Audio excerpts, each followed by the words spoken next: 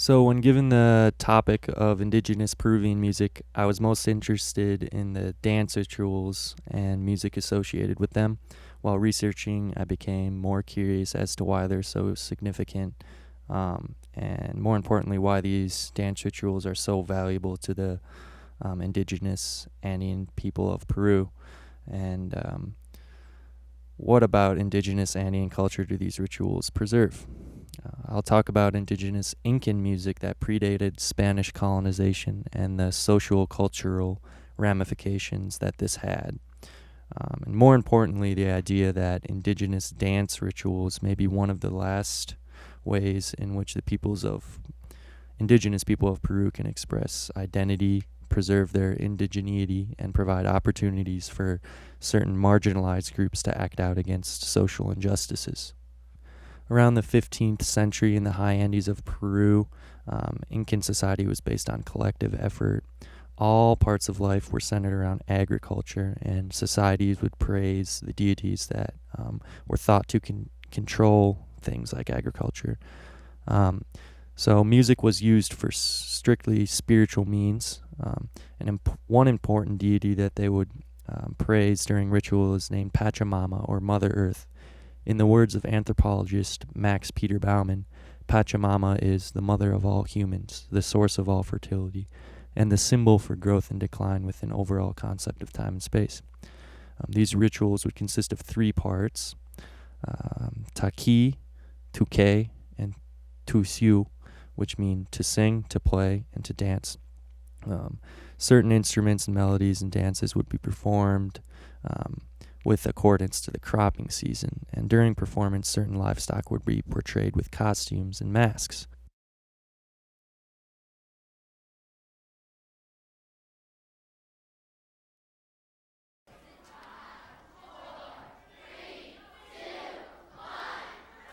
And the sound goes across the mountain.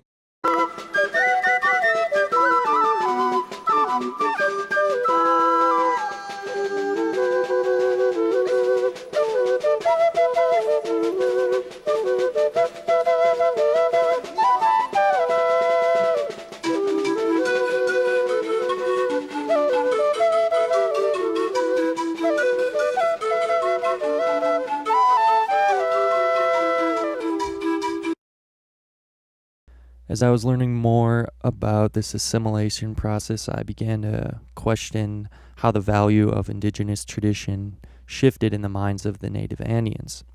I theorized that the dances have become more valuable to indigenous people as it may be one of the only ways left to express the history of the Incan tradition.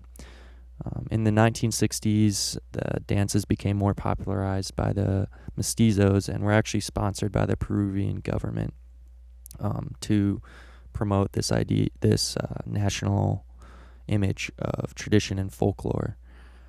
Keep in mind that the setting in which these rituals are performed is very context-based. So instead of being performed in a participatory setting, these were now being performed for presentation and entertainment. Dance rituals in Andean Spanish music became centerpieces to large Andean Catholic festivals and gatherings. So when thinking about how the setting of these dances and music has changed, I began to question the validity of the non-indigenous participation in this native practice. Is it okay for non-indigenous mestizos to be appropriating indigenous Incan traditions? Is that appropriation? While most modern-day dance comparsas consist of mainly non-indigenous mestizos, although some do consist of indigenous Andeans, they still promote at least some cultural awareness. What's cool about the dance comparsas is that they represent social identities in small towns and larger relevance of Cusco and Peru. This is really important when thinking about how indigenous identity is preserved. In one dance, in San Geronimo, which honors the patron saint, you'll see a group called the Los Majeños. They use their costumes as symbolic relevance. They're going to be wearing black leather jackets masked with long, pointy noses, accompanied by Spanish brass music. They sway slowly with alcoholic beverage in their hand. And they symbolize the greed, masculinity, economic power, and prestige that the Spanish colonizers once had over them. Another group, the Koyas, who are dressed in ski masks, they sing in Quechua, which is the Quechua. Don't know how to pronounce that, but it's the Andean language, the indigenous Andean language, and they're meant to be looked down upon and are considered the lowest of social importance. Another marginalized group in this dance is the single woman that wears a white mask to represent a rich and powerful white woman.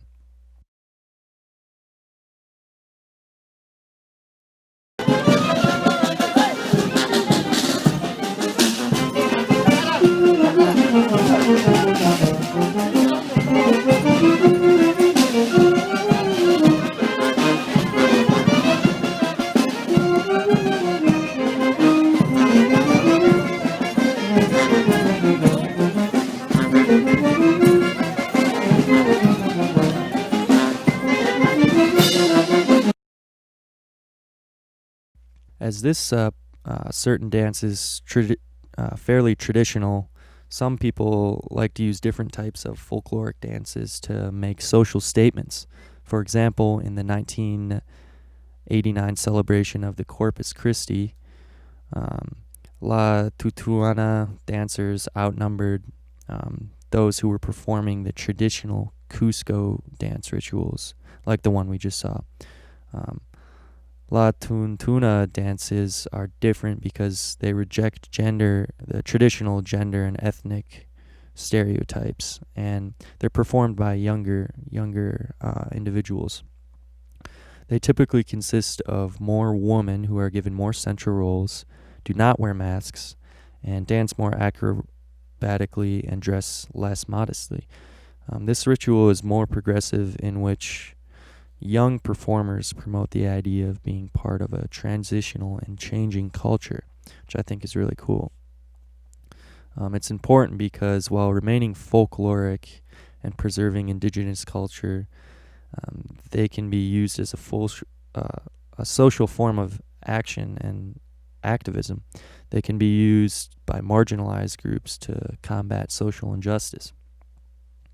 So overall, Eurocentric incentives that came with the colonization of the Spanish in 1523 made folkloric reenactments of indigenous Incan musical tradition less organic.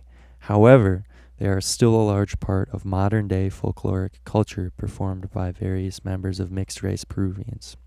Dance rituals can still present a platform in which marginalized groups can express social cultural agency when seeking growth and change in a society.